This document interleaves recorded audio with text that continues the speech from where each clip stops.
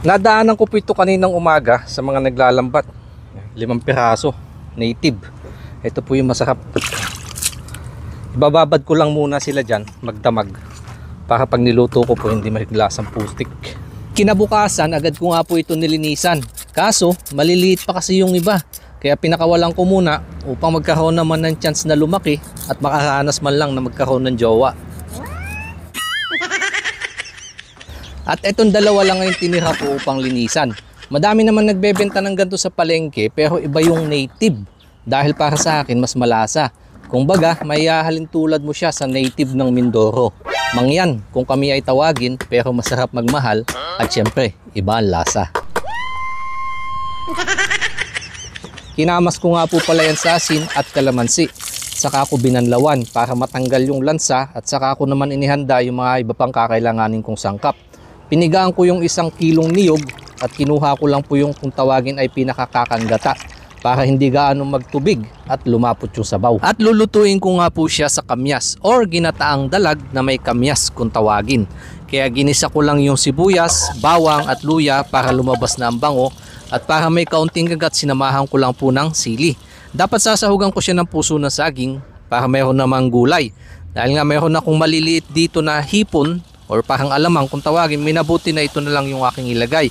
Saka ako pinalasahan ng pork cubes at patis, pantanggal ng lansa. Saka ako ito pinatuyuan ng katas bago ko nilagay yung kakanggata. At isinalin sa kasirola, sinamahan ko na din po ng tanglad, saka ako ito pinakuluan. At nakatulong din sa akin yung mga comment nyo sa mga nakakang upload ko na pag iniin nga ang ginataan, huwag na itong takluban, sa ganung paraan mas lumalapot na sabaw. Kaya pinatong ko na din yung sili para sabay na sa pagkaluto. Basta ginataan, shout out dyan sa mga kanayan nating Bicolano. Pero yung may gantong kasamang asim ng kamyas, hindi ko lang po alam saan nag-originate ang gantong paraan ng pagluluto. Baka may idea ka, paki-comment naman po below. Ito na po yung aking nalutong ginataang dalag na may kamyas. Hindi ko lang alam kung ano may tatawag dyan kasi mayroon pang pampasarap na alamang. Pa-comment nga mga kanayon kung anong magandang tawag sa ganyang luto. Uy. Mamaya ulit, kapil tayo. At ito po yung gagamitin kong sausawan ngayon. Kung pamilyar po kayo dito, buro para pantanggal umay. Isa sa naging favorite na ni Macy's. Magmula po noon na pangasawa niya ako at nakatikim siya ng ganito. Isa sa naging favorite niya. Oh. Thank you Lord sa panibagong biyayang ito na nasa aming harapan. Nilalapit po namin na sana inyong basbasan at magbigay ng lakas sa aming pangatawan.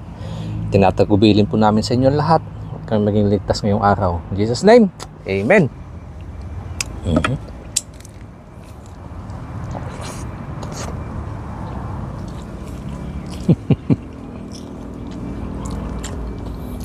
Panalo.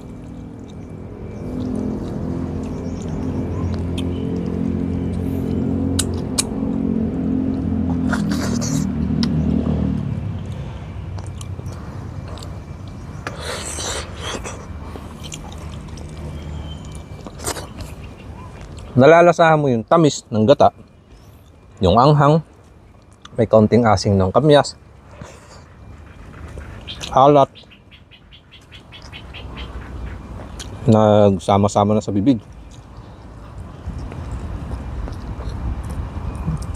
Sarap. Nangingibabaw po yung tamis ng gata saka yung anghang. Yun yung dalawang yun.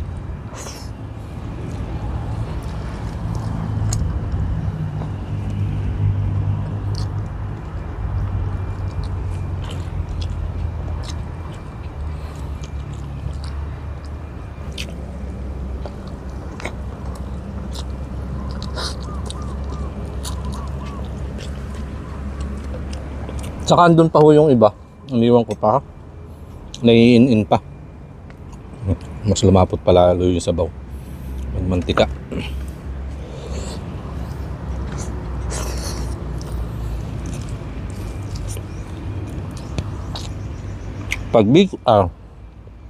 Paggata, lutong Bicol. Hindi pa ako nagkakamali. Mahilig sa gata sabay manghang. Katulad nga pa yun, nilagyan ko madami sili. Pero yung may kamyas, yung ginataon na may kamyas, hindi ko lang po alam kung lutong Ilocano naman yan, lutong Kapampangan, or lutong Bisaya. Hindi ko lang po sure mga kanayon. Pero ang sarap.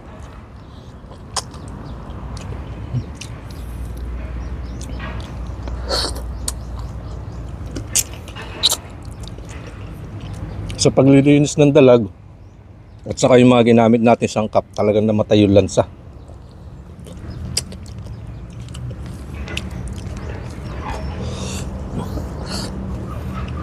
Nang ibabaw na yung lasa ng mga Ricardo.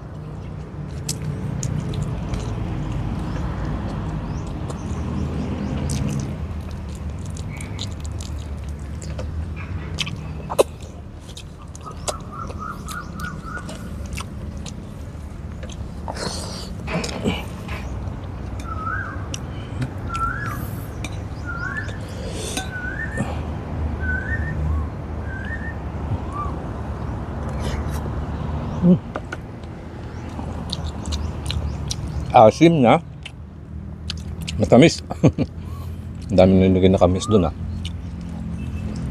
Dapat to ilalagay ko dito yung puso na saging.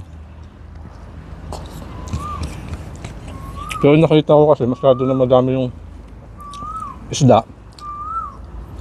Nga sabi ko, susunod na lang yung puso na saging. Nilagyan ko na lang ng alamang o yung maliliit na hipon.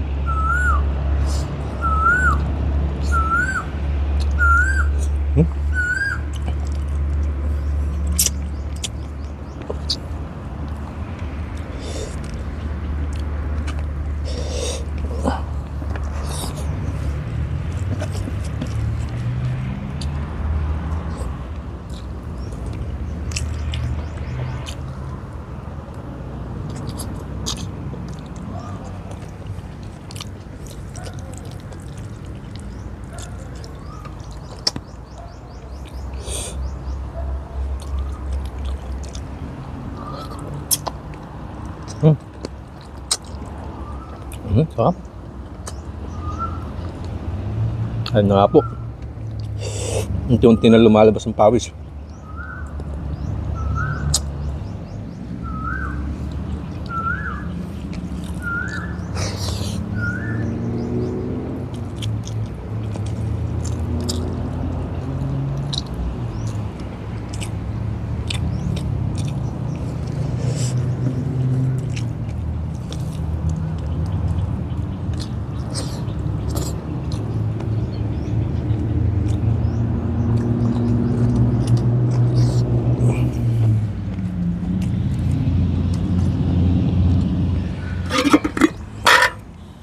Isa pa.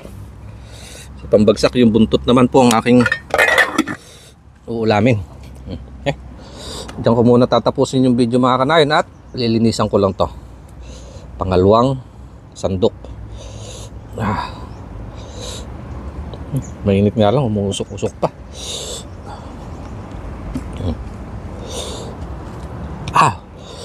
Kain po ulit mga kanayon.